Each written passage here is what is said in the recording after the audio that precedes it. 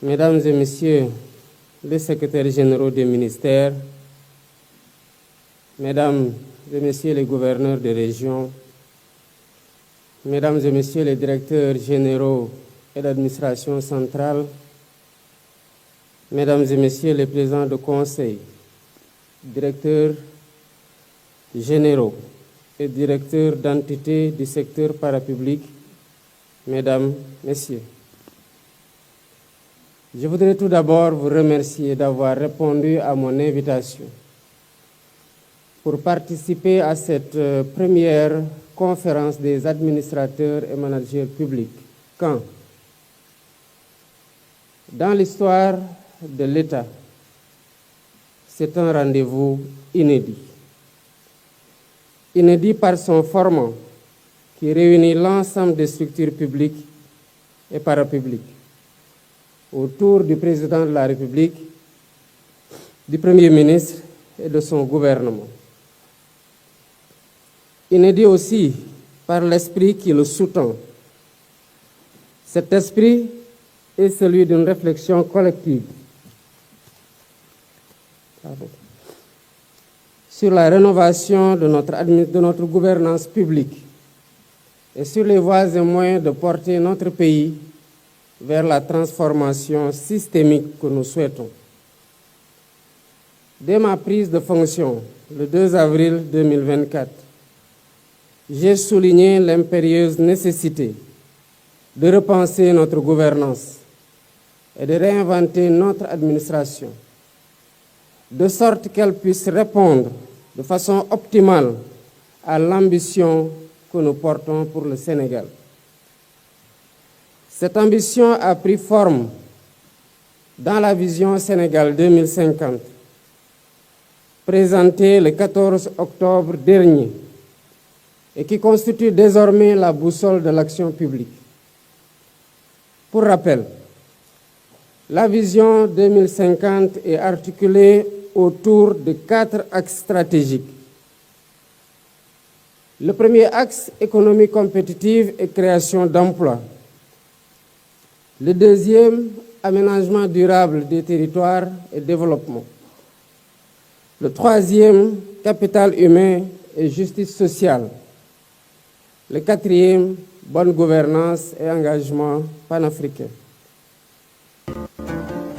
Vous noterez avec moi que le capital humain et la bonne gouvernance se situent au cœur de cette transformation.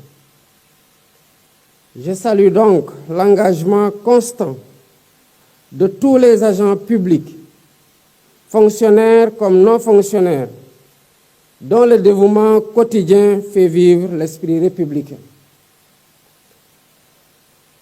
Je leur renouvelle ma confiance ainsi que celle du gouvernement. Je souhaite également souligner le rôle crucial des cadres, dirigeants, pièces maîtresses de la haute fonction publique, qui secondent le président de la République et le gouvernement dans l'élaboration et la mise en œuvre, ainsi que de l'évaluation des politiques publiques. Au demeurant, au terme de 9 mois d'exercice du pouvoir, les constats sont alarmants. Nous faisons face à un État contraint, dont les marges de manœuvre budgétaires et financières n'existent quasiment plus. Ensuite, une administration républicaine, certes, mais manquant de cohérence et figée dans des schémas dépassés, alors même que nos réalités socio-économiques évoluent rapidement, marquées notamment par la transformation numérique et l'essor de l'intelligence artificielle. Puis, un secteur parapublic hypertrophié, doublonnant souvent avec l'administration centrale, qui est budgétivore et dont la contribution aux dividendes de l'État reste trop faible. Enfin, des services publics complexes et coûteux qui limitent l'efficacité des politiques publiques et ternissent l'image de l'État. Dès lors, il est impératif de refonder notre administration pour la rendre plus moderne, plus proche des citoyens et plus efficiente dans ses missions. C'est l'objectif même de cette conférence des administrateurs et managers publics, qui se veut un cadre de dialogue, de réflexion et d'orientation stratégique. Mesdames et messieurs, pour ancrer cette volonté de modernisation, il est essentiel de rappeler les 3 principes directeurs qui régissent la fonction publique. Le premier, le respect de la hiérarchie, indissociable de l'autorité de l'État. Le deuxième, la primauté de l'intérêt général, incarné par le président de la République et le gouvernement, eux-mêmes investis de la légitimité populaire. Le troisième, la solidarité gouvernementale, principe fondamental qui exige un respect total envers les membres du gouvernement et envers l'institution gouvernementale elle-même. Je n'entrerai pas dans les détails des attributions institutionnelles.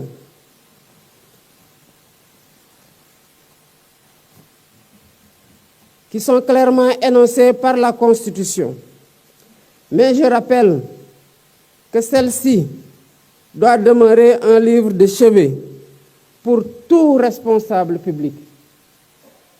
J'insiste néanmoins sur l'importance capitale du respect dû aux membres du gouvernement, institution collégiale et solidaire, seul responsable devant le président de la République et l'Assemblée nationale. Par voie de conséquence, les dirigeants des administrations centrales et des entités du secteur parapublic relèvent de l'autorité du Premier ministre, lui-même chef de l'administration, et des ministres et secrétaires d'État. C'est un impératif de bonne gouvernance. Toute décision importante, qu'il s'agisse de recrutement, de budgétisation, de contractualisation ou de partenariat, doit être validée par l'autorité ministérielle et interministérielle compétente. À cet égard, je renouvelle ma confiance totale et mon soutien indéfectible au Premier ministre et à l'ensemble du gouvernement. Mesdames, Messieurs, une gouvernance exemplaire demeure une gouvernance intransigeante sur la loyauté et l'intégrité des acteurs. Une gouvernance marquée par le sens élevé de l'État, l'exigence de transparence, la lutte contre la corruption, la réduction des comptes et l'impartialité dans la conduite de l'action publique. Sous ce rapport, l'adoption prochaine d'une série de lois sur la transparence dans le but d'améliorer durablement la gouvernance publique traduit une volonté politique soutenue de créer dans le secteur public un environnement sain, propice au travail de qualité au service du bien-être des populations, quelle que soit leur localité de résidence. Afin de mieux répondre aux attentes de nos populations et stimuler le développement local, nous allons dès cette année 2025 activer les pôles économiques, assises stratégiques de la territorialisation des politiques publiques. Je souhaite instaurer une gouvernance de proximité, attentive à chaque collectivité territoriale, apte à déployer des politiques équitables dans l'hydraulique, l'électrification, la santé, l'éducation et la formation. Lors du Conseil des ministres du 16 octobre 2024, j'ai rappelé que la performance de l'État se mesure à la cohérence de ses méthodes et à l'efficacité des interventions. En particulier, pour accompagner l'industrialisation de nos territoires et le développement de filières stratégiques créatrices d'emplois. Dans cette optique, je signale l'importance de la refondation de l'action des pouvoirs publics qui doit être conforme aux besoins et aspirations des populations, en repensant la déconcentration et en revitalisant la décentralisation. Repenser la déconcentration, c'est évaluer la mise en œuvre de la charte de la déconcentration de 2020. Repenser la déconcentration, c'est évoluer vers une nouvelle doctrine de déconcentration plus avancée qui impulse un État central cohérent dans son organisation et ses processus de prise de décision et d'action. Repenser la déconcentration, c'est développer un État territorial performant, mieux coordonné avec ses services, restructuré et optimisé, dirigé par des autorités administratives, gouverneurs, préfets, sous-préfets, autorités administratives davantage responsabilisées et évaluées annuellement sur la base d'objectifs assignés.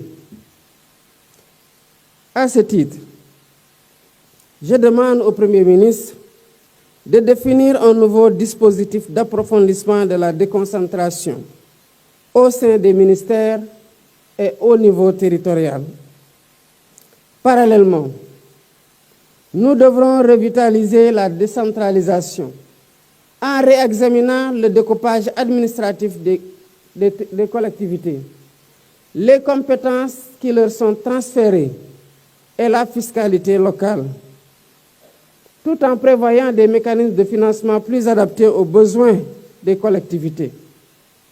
Ce travail de révision se fera en concertation avec les élus locaux et les acteurs territoriaux, de manière à promouvoir une subsidiarité efficace et un développement territorial équilibré. Monsieur le Premier ministre, Mesdames, Messieurs les ministres, Mesdames, Messieurs, un État stratège confère des délégations à des entités publiques, mais veille à l'exemplarité de leur gouvernance et à leur performance. C'est pourquoi j'attache une importance primordiale à la supervision du secteur parapublic.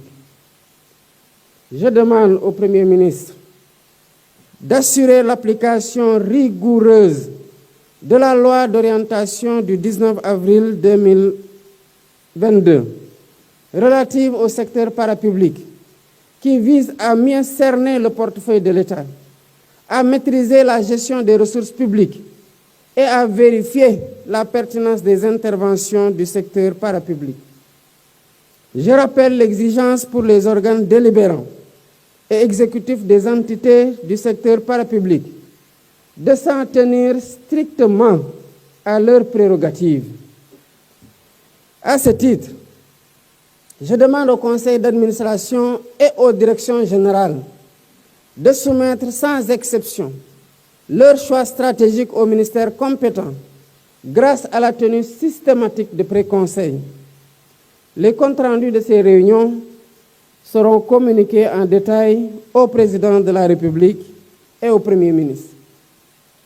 Il en va de même pour les décisions de recrutement et de rémunération. Celles-ci feront l'objet d'un encadrement réglementaire strict afin de préserver à la fois la cohérence des politiques budgétaires et la soutenabilité des finances publiques. Ce rappel illustre l'ampleur des défis posés par la gouvernance du secteur parapublic, dont la performance et le contrôle exigent une vigilance de tous et à tous les instants.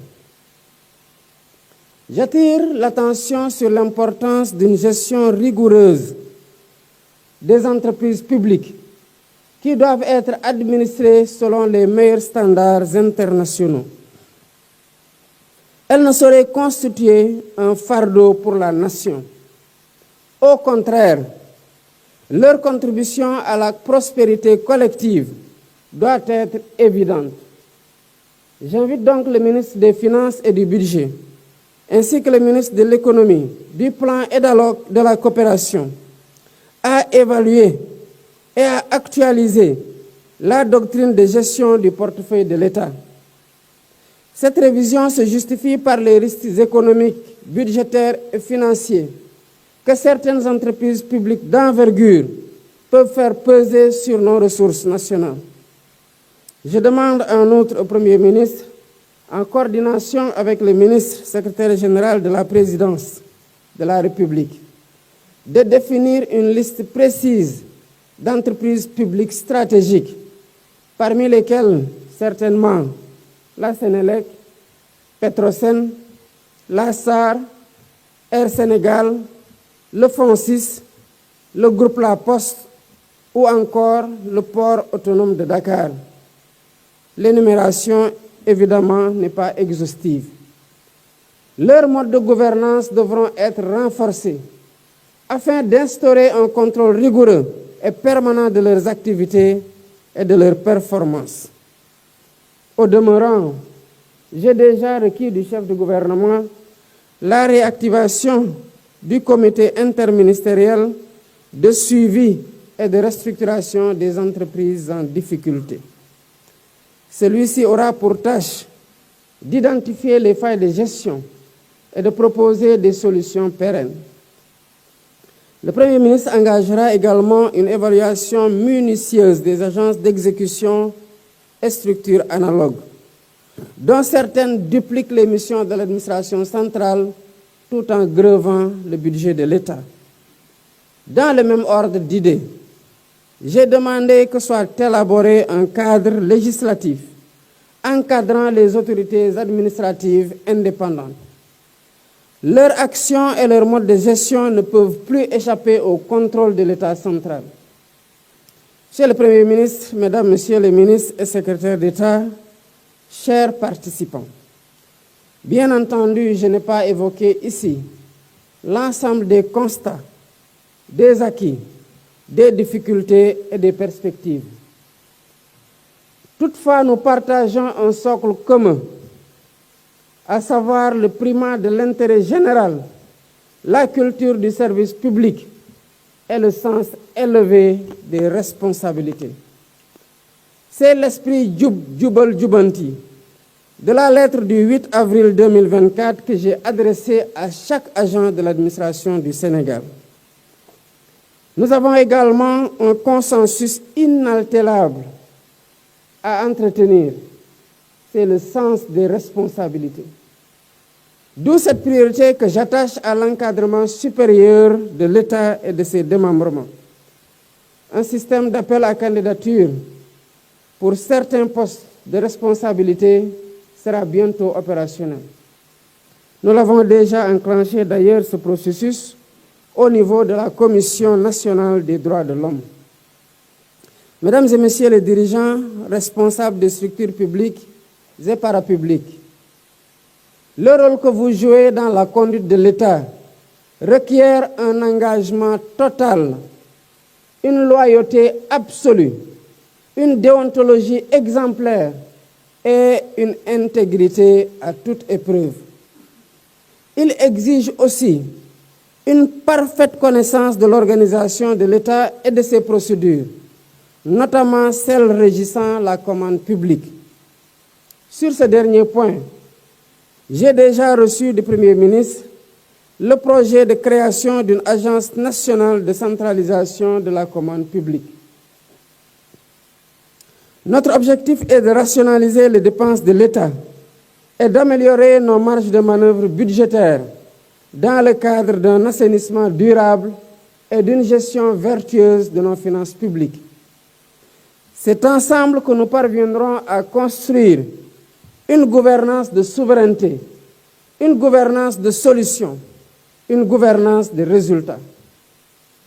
Dans cette dynamique et sous la coordination du ministère des Finances et du Budget et sous la supervision du Premier ministre, je vous demande de finaliser les lettres de politique sectorielle dans chaque ministère et d'instaurer une culture du dialogue de gestion tant au sein qu'entre les ministères. Cette démarche est essentielle pour renforcer l'efficience et produire des résultats concrets dans le délai fixé à chaque entité. J'en appelle aussi à la généralisation du management de qualité dans l'ensemble des structures publiques et parapubliques. Nous devons faire progresser la culture de la qualité et viser la certification systématique de nos procédures, qu'elles soient simples ou complexes. Telle est la condition pour garantir la continuité de l'État qui dépasse les régimes et les personnes au pouvoir. Le temps est également venu d'accélérer la transformation numérique de nos administrations. La dématérialisation des formalités et leur accessibilité simplifiée représentent des gages de transparence et de bonne gouvernance. Je demande donc au Premier ministre, chef du gouvernement, de lancer la réforme cruciale des systèmes de gestion des finances publiques en intégrant les systèmes d'information financière de l'État.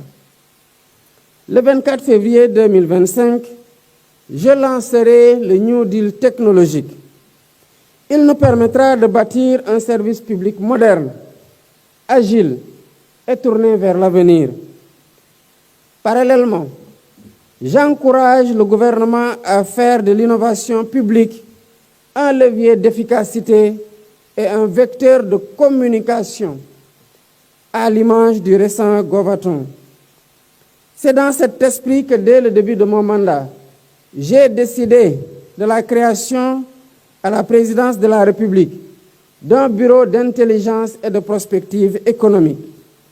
Il travaille en synergie avec le bureau de suivi et d'évaluation des politiques et programmes publics et le bureau opérationnel de coordination et de suivi relevant de la primature. En attendant la mise en place d'un dispositif de pilotage plus robuste de l'agenda national de transformation Sénégal 2050, ce dispositif renforcera la culture de suivi et évaluation, indispensable pour mesurer l'impact de nos politiques et pour assurer l'amélioration continue du service public. Mesdames, Messieurs, diriger, c'est décider. C'est surtout conduire des hommes et des femmes. C'est donc en définitive disposer d'un capital humain précieux à valoriser pour améliorer les performances des organisations publiques et parapubliques. C'est pourquoi la transformation de la fonction publique est une priorité absolue. Nous devons replacer l'usager et le citoyen au centre de nos préoccupations.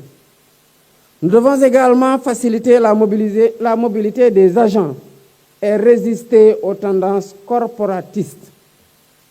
Nous devons enfin engager un examen réfléchi de nos grilles de rémunération, améliorer la formation initiale et continue des agents et repenser nos écoles nationales de formation. Je demande donc au Premier ministre de me proposer un programme ambitieux de transformation de la fonction publique, incluant la réforme des écoles de formation spécialisées ainsi que des formations et recrutements à l'École nationale d'administration. Je l'invite en outre à promouvoir une fonction publique d'emploi ouverte et inclusive, avec la généralisation des fiches de poste et où la contractualisation pour certains postes de direction sera une réalité. Au demeurant, le bien-être au travail constitue un impératif de motivation et d'efficacité. Le Premier ministre veillera à une gestion rigoureuse de l'immobilier public, à l'amélioration du cadre de vie dans les administrations et à un usage optimal des équipements informatiques et des services numériques qui seront préalablement validés par le ministère en charge du numérique. Monsieur le Premier ministre, Mesdames, Messieurs les ministres et secrétaires d'État, Mesdames, Messieurs, la marque de l'État, c'est sa capacité à décider. Quant à l'administration, sa marque réside dans sa force d'action, à travers la mise en œuvre d'une vision approuvée par le suffrage du peuple souverain. Je ne saurais clore mon intervention sans saluer la qualité de notre administration et sa prodigieuse faculté d'adaptation, même dans les périodes de profonde réorganisation. Je sais pouvoir compter sur l'enthousiasme et la mobilisation de chacune et de chacun pour redresser le pays et pour bâtir un État au plus près des populations et à la hauteur des défis de notre époque. Je félicite le Premier ministre et le gouvernement et l'ensemble des personnalités présentes ici et leur renouvelle mon soutien et mon appui. Cette première édition de la conférence des administrateurs et managers publics, qui deviendra une rencontre annuelle à thème, constitue un moment d'introspection et de convergence. C'est un séminaire gouvernemental élargi où nous affinons notre vision et harmonisons notre compréhension des missions qui nous incombent et des règles qui gouvernent notre action. Je vous souhaite une journée féconde, riche en réflexions et en propositions de grande valeur. Je déclare ouverte la conférence des administrateurs et managers publics et vous remercie de votre aimable attention.